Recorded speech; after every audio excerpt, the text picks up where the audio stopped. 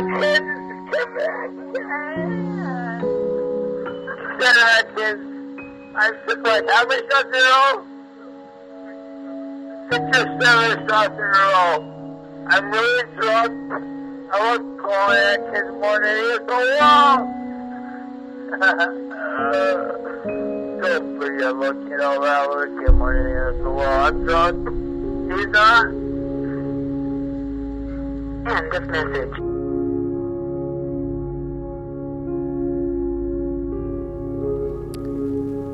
My name is Barry Adkins, and I'm not the right guy to be here telling you this story. I'm only here because my son Kevin passed away due to alcohol poisoning at 18 years old.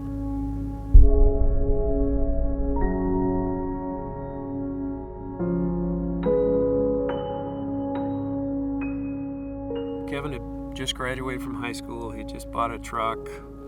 I had co-signed the loan for that truck. So we go down there and sit down in the financial guy's office, and the first words out of his mouth are, "How about some life insurance?" And I'm like,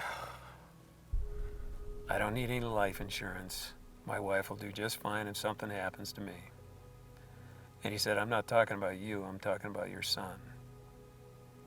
And I rather indignantly told him that 18-year-old boys don't need life insurance because they don't die. He was 18 years old. He decided he wanted to move out on his own. And I remember he came in to our living room and he sat down in this brown chair that sits in front of a big picture window, looks over our backyard. And he started talking about how he couldn't believe his life was finally beginning and how he wanted to move out on his own and start living life without his dear old dad hanging over him. Him and his buddy Craig threw a dresser and a TV and a bed in the back of his new truck.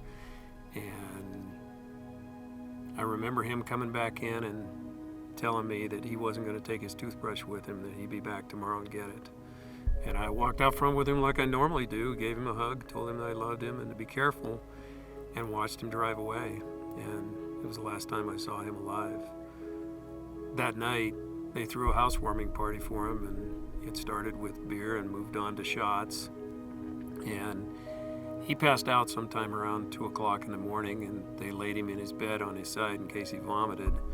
But his buddy Craig was worried about him, and he kept going back in to check on him. And around 4 a.m., the calls started coming into 911. The first ones were difficulty breathing, and the next ones were not breathing. And my son died alone in a hospital while I slept peacefully in my bed. Well, the next morning was Sunday morning, and it was like any other Sunday morning for us. Bev and I were sitting around talking about what we were going to do that day, just drinking a cup of coffee, reading the paper, and the doorbell rings. We weren't expecting company, and I open the door, and I see 2 police officers and somebody in plain clothes at the front door, which should have been a big red flag, but I'm that guy. I'm that guy that never believed anything would ever happen to his kids. And one of the officers and the person in plain clothes stayed by the front door. The other officer walked in and stood in front of the brown chair that Kevin had sat in 2 weeks before and talked about how his life was finally beginning. And he said there'd been an accident and that your son is dead. And he said it was Kevin, and they handed me his driver's license. He wouldn't live long enough to make a single payment on that truck.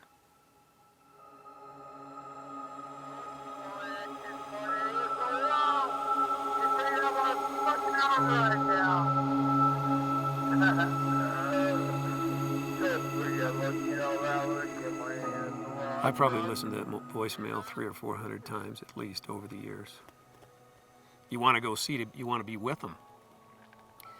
You know, that night, I was sitting there thinking, this is the first night I've never known where he is. I can't call him. I can't get a hold of him.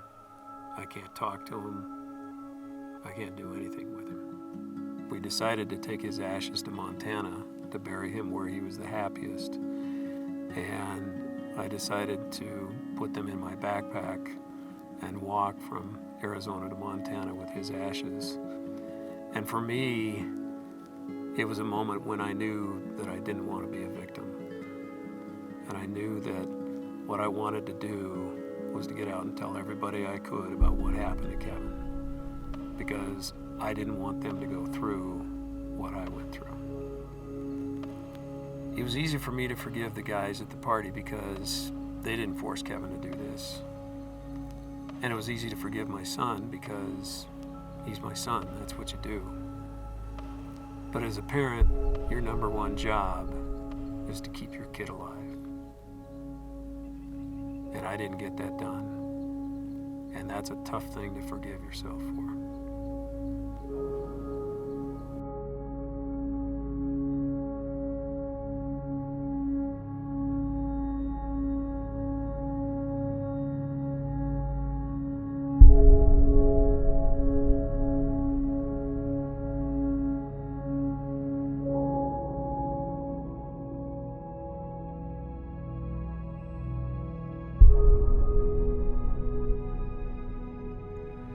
So, in the months following Kevin's death, one of the things that you wonder about is, where is he? What is he doing? And what might he say to you today if he could talk to you? And I sat down one day and decided to write a letter that I think he would write me if he could write me a letter. And I call it a letter from heaven. Dear Dad, first I'd like to say how much I miss you and I love you. I'm sorry about what happened. You have no idea how sorry. We were just out having a good time. I didn't think anybody would get hurt. It seemed so fun and everybody was doing it. One minute we were drinking and having a good time, and the next minute I was dead. I want you to know how hard I tried to live, how much I wanted to go back to the beginning of that night and change it all. I never believed it could happen to me. I knew people who had problems with alcohol, but I wasn't one of them. I knew better. I saw people do it and get away with it, and I figured I could too. I had so much left to do, Dad. My life was just starting. I was looking forward to coming home. I was looking forward to coming home and raiding the refrigerator and the pantry. I was looking forward to many more hunting trips, working on the old yellow truck together, getting married and giving you more grandchildren. I was looking forward to spoiling Colin and Trinity and complaining about having to help my sisters with everything. I will never get to share Thanksgiving dinner or Christmas with you again. No more gifts, no more falling asleep after Thanksgiving dinner, no more giving each other haircuts, no more arguing about who lost what tool.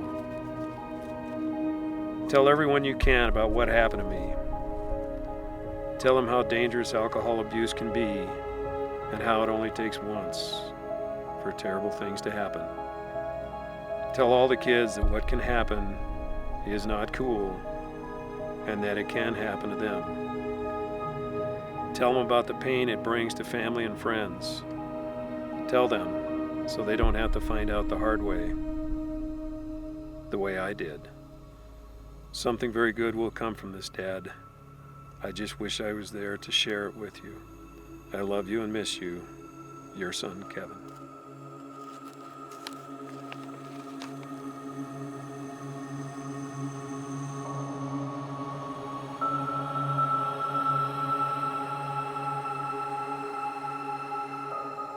So this is Kevin's story.